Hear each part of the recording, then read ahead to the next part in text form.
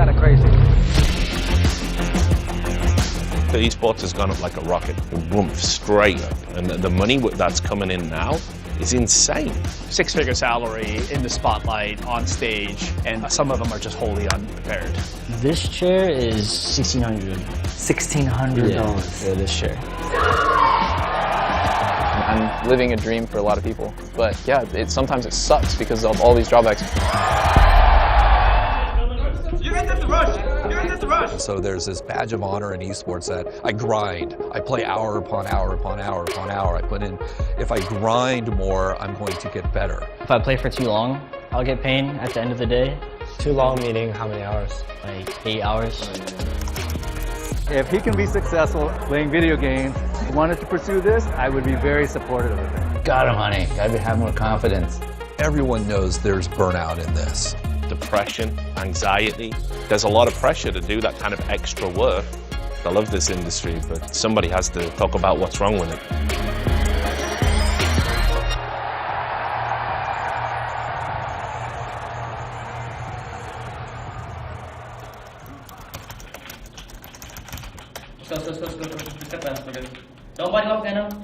I usually wake up to warm up and just to see how good I'm doing, like mentally and physically, and if I'm prepared to play for 6 to 7 hours a day. I get really lost in Overwatch sometimes. My life is kind of esports in general. My whole life is just waking up and grinding. Indy Halpin is a rising star in the esports world. He was recruited straight out of high school to play the game Overwatch for a professional team, the LA Valiant. Indy's fans know him as Space, the alias he uses in competition. This was probably one of my first pieces of fan art that anybody ever gave to me. 2 fans that have been LA Valiant fans for a long time and always supported me even when I was like kind of unknown and on the bench. They gave me this. This is pretty meaningful to me. When is the last day, like a full 24 hours, that you did not touch Overwatch? The last day I didn't touch Overwatch was Sunday. Oh, so pretty recently. Yeah, when we were moving, actually. So I couldn't play Overwatch that day. Indy's contract includes a salary and perks like this spacious apartment, bankrolled by what has become a nearly $1 billion industry.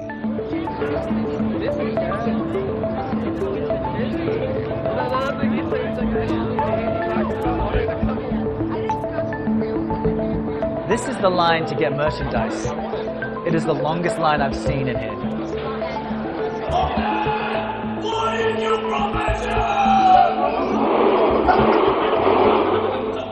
Esports has a huge fan base that pack arenas to watch their favorite players go head-to-head. It's become a business that pioneers of competitive gaming could not have imagined only decades ago.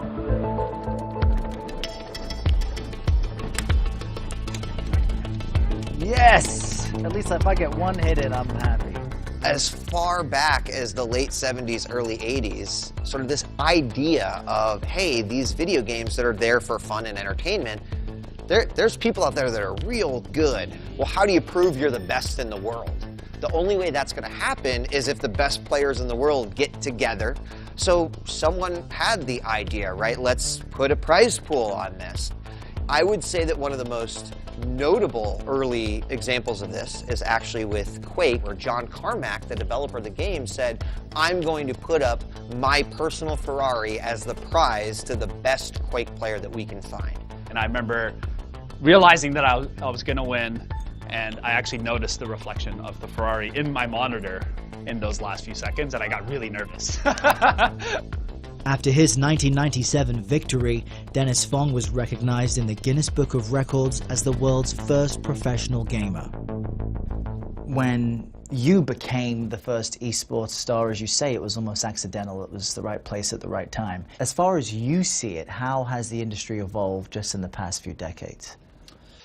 I mean, it's evolved a ton, obviously. When I first started, you're talking about having hundreds of spectators in a room, which was a lot back then. Now you're talking about tens of thousands of spectators, equivalent to, real sports. This is what people are interested in, and around the world for that matter. Steve Cohen is Chief Strategy Officer for AEG, the largest sports ownership group in the world. AEG's portfolio of over 43 professional sports teams boasts several successful esports teams as well, including Indy's team, the LA Valiant.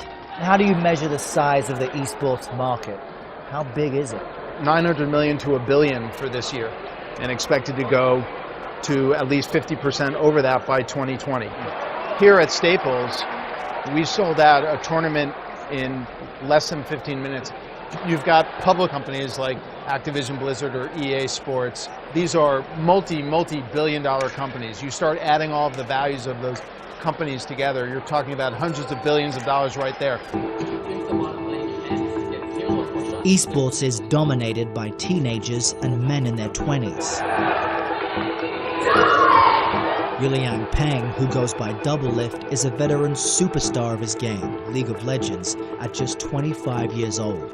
The first pro player I've ever known of was his Doublelift. Like what he stands for, how he approaches the game, I think is a really intelligent way of going about it. So I just wanted to support him.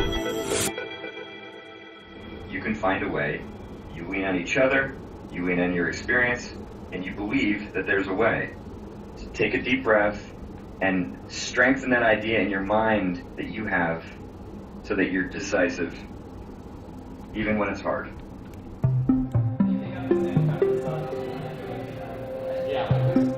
Top players like Peng train in state-of-the-art facilities with luxuries other pro athletes have had for years. Yeah, honestly, it looks so sick, right? It looks so good. This is One Up Studios, which does all of production, videos, photos. We have war rooms, which are like mini meeting rooms. Humble guy over here didn't mention that there's a mural of your team. Yeah. Your face and your head featured prominently. Yeah, it's pretty cool. I sometimes forget that that's the case. It's just pretty cool to have my face just like on the wall. Yeah, this is our kitchen where we eat every day. Manny cooks 2 meals a day. This is the guy that carries our team. Honestly, Manny carries our team. No one appreciates it, but we like sustain ourselves off Manny's cooking, so. What are the dietary restrictions of this guy? What are his kind of... Make it good. That's it? Make it hot. Yeah, dude, we love Manny. Everyone loves Manny. I'm here for them, honestly. Everyone loves Manny. I may know how to cook, but it's not that makes me, it's what makes them. It's what they need to make them better. Later on it could be #1, but right now we just want to get secure top 4. You know, when esports first started, there was no sports staff at all. It was just 5 guys who just loved playing games. And like I was a part of that where like there was no manager, there was no coach. It was just like 5 players on a team. And now I think like it just gotten to the point where there's just so much eyes on the scene. There's so much money. There's so much like partnerships, opportunities to make money or to like collaborate with others. You know, it's like a fully fledged business. Peng's net worth is estimated to be over $1 million, and he has 1 million followers on Twitch, an online gaming platform where users watch others play. League is a highly competitive game. There are casual players that only play for fun, but League is a game where you can really find a lot of self-improvement every time that you play. Like, initially I just loved it as a player, and now I love it as a professional. I won't have to worry about money for a while, and I'm really grateful for that.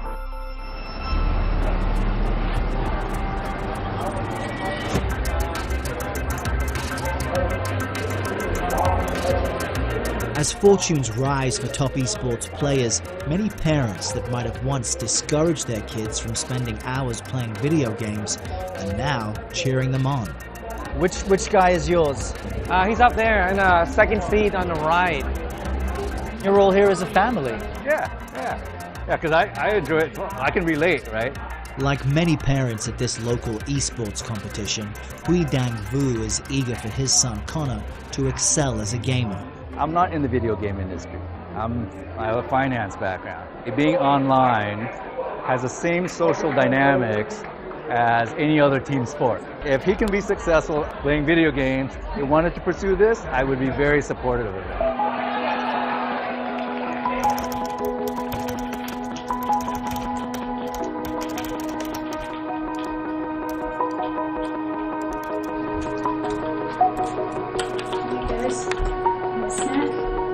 Who's hungry? I'm hungry. Since Connor loves gaming so much, I actually looked up online what the average salary for a pro player is, and I think it's around 60,000 or something. I feel like the skills that he's learning will go, even beyond the gaming world. Oh! You wrecked him. You got him, honey. Gotta have more confidence. Oh yeah, you're way faster than him. You're a master at Genji. No, stop. All right. Oh, no. I can't handle the stress. Maybe the piano lessons, all the traditional things that maybe I even did with my oldest child. Maybe it's time for us as a different generation to look at things through their eyes. Hey Connor, you just got this text from your teacher. Good luck, Connor, today in the 1v1. Last night, one of our players who won the Fortnite tournament was offered a scholarship. Wow, that's impressive. Are you now wanting him to be much better at these games and improve skills? That is kind of where I'm going now, like understanding that there's like clubs and leagues and things like that, and that maybe there's even support in the college environment for this, that there's scholarships available. So let's see where it goes. Did we just win? Yes. You won the tournament? Yeah, play of the game right here. This is how you won right here. Pretty epic win right here. Elite teenage players are now getting access to the same resources as conventional athletes. Colleges have launched competitive esports leagues, and over 100 high schools have developed dedicated esports programs as part of a recently created North American Scholastic Esports Federation.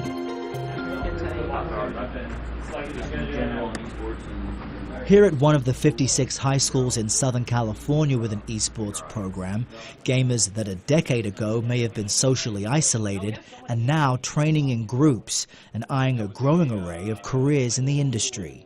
What do you say to the people who have no clue about what esports are or how big they are globally? I think simply this is a new world. There's so many subsidiaries that go into the esports and the gaming industry as a whole. There's the IT directors, there's the marketers, there's the coaches, there's a whole community that's involved, and it's not just people who play the games. What is the biggest misconception about gamers like yourselves? They're just a bunch of nerds or something like that. I know a lot of people out there have, like, I've heard just around saying like, oh, it's just like the gamer club or like Fortnite, blah, blah, blah, but the truth is it's like a lot of people have stated already, it's a really big team sport. I want to work in video game design. Like, I know USC has a great video game design program there. With this club, with the help of this club, I've developed a love for computer science and programming. So I'm starting to look at, hopefully I can get accepted into the University of California, Irvine, because I know they have a really good esports program. But for the elite few who have their sights set on the arena, the road to stardom can take a heavy toll. You guys have to rush! You guys have to rush! Yeah, let's go fast. Push tank! We don't need them. This is a typical day for Indy and his team at the LA Valiant Training Center. Practice, game review, and more practice. Let's go. Like, fighting every single time, whenever we have the chance, and try to win every single time is probably not the best way to do it. We keep using the Zarya bubbles on Faith every single time. People are just worked so unbelievably hard because it's a 24-hour industry, too much money. They very often lose sight that players are people. In his years of covering the issues that plague the esports scene, journalist Richard Lewis has seen the long hours lead to immense pressure on the players. A 12-hour, 14-hour day is not uncommon, and they do this at least 6 days a week, very often 7, which is why we have all these like terrible issues with burnout and players kind of getting ground up by 24, you know.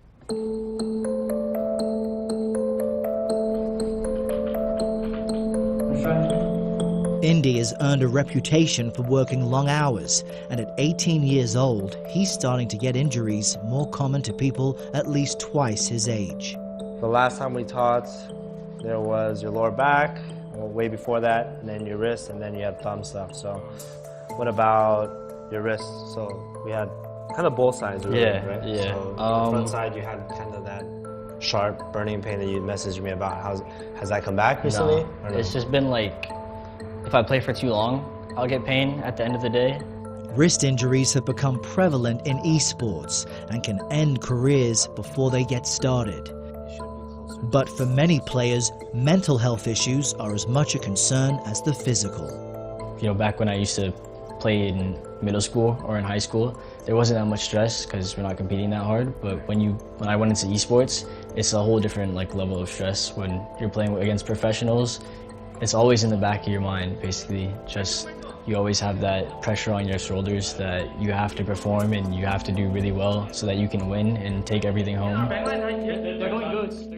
You have to remember, a lot of these guys live in the same house. They live in a gaming house, right? Where, you know, the team literally lives together, eats together, breathes together, trains together, and there's intense pressure not to get a girlfriend. Yeah, if you're in a house of 6, 7 guys and everybody else is deep in their training, you're just going to bounce for a weekend. You know, I think there's just kind of that social pressure, even if it's unsaid or unwritten. Hey, real quick before you eat, the most important thing to do is to activate yourself earlier in the morning. Some teams, like Indies, have hired team psychologists to help players deal with the stress. There's stereotypes that go along with the sport of, I grind, I play hour upon hour upon hour upon hour, I put in 12-hour days, and so there's this badge of honor in esports that if I grind more, I'm going to get better. Their brains are constantly churning, you can see the stress in their face and in their eyes, and so what we're trying to do is avoid that burnout, avoid that 2-year career that the player plays and makes a decent amount of money for those 2 years, but then goes from that to nothing. It seems as though the lifespan for esports athletes is brief. Is that accurate in your view? Is there anything to be done about that? I don't know if there's a real answer to that yet. I think it's too early days.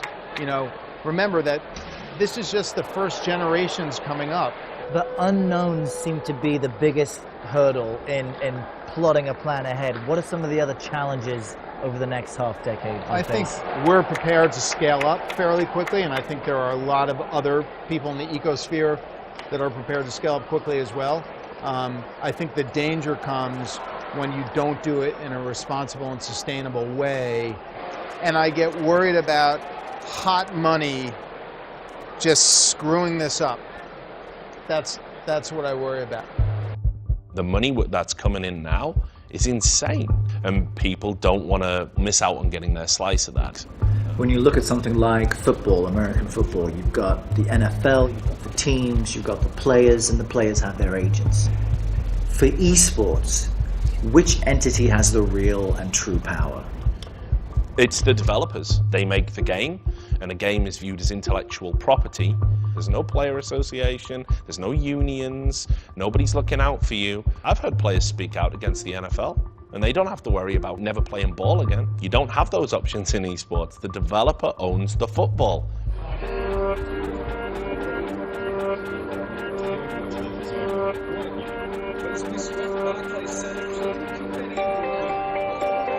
In addition to his grueling schedule for the LA Valiant, Indy was tapped to play on Team USA in a global tournament, the Overwatch World Cup. Some noise if you're ready for some Overwatch tonight. How are you feeling at this moment? I'm nervous to play in front of this crowd, for sure. Some interesting things you were posting about a couple of days ago. Getting brand new shoes from Nike just because you're used. What was that like? It was amazing. I never thought I would ever get a pair of shoes from Nike. To actually be here and play today is like a dream come true. This squad needs no introduction. Please shut them up. Fuck you.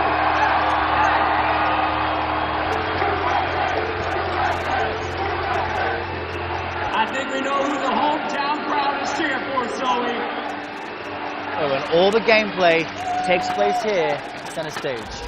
20 seconds to game. Stand by the flash game. They know it's finally the time to see the Americans on top of the world. 5, 4, 3, 2, 1. Flash. Henry finds yet another one. Support seems to be his diet of choice right now, and he's eating like a king.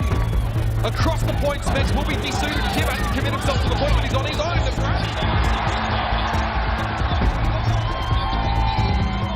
So release your score, and score. Now the drop down will be from Fusions. He swings over to Wrecking Ball. A lot of health, a lot of mobility, but it's going to be tough for him to retake control of the point, and as soon as he leaves it, that one is done. By the end of the first game, the US team was winning. But this is a best-of-5 elimination match.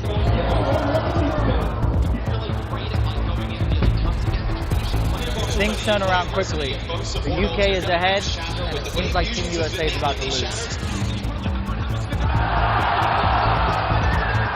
there was any time, it was right there! And the United Kingdom complete the upset we never thought we'd see! It's game one, and the USA are out of the Overwatch World. The team will be held aloft now. So much expectation on this USA roster, so much raw talent. For the billions of gamers across the globe, the rise of esports is a hard-fought dream come true. I've always been someone who goes out and says, like, yeah, sometimes it sucks because of all these drawbacks, but at the end of the day, it's definitely worth it, and I'm living a dream for a lot of people. Where is that determination to be the best coming from? I don't know, I'm just getting started. Just getting started. But fortune and glory comes at a cost that is still not fully known. We're the guinea pigs of this new sort of phase of sports that's gonna go across the entire nation eventually. It's kind of fun to be sitting in the driver's seat. In esports, you can literally jump from being in a bedroom into being a six-figure salary in the spotlight on stage 3 months later, and some of them are just wholly unprepared. I don't think I'm being unduly conservative in saying there's something here that matters, and you can really screw it up. I love this business, I love this industry, but somebody has to talk about what's wrong with it. I took them with me. So yes, the match days shoes. This is, I'll probably, as time goes on, just start collecting more shoes or whatever else I'm interested in. Like hopefully that's the beginning of your collection right there, right? Yeah. It's my job and it's my life, so it's a profession and it's how I make money. So I have to put my 110 into this at all times. You know, I'm not just playing a game for fun anymore.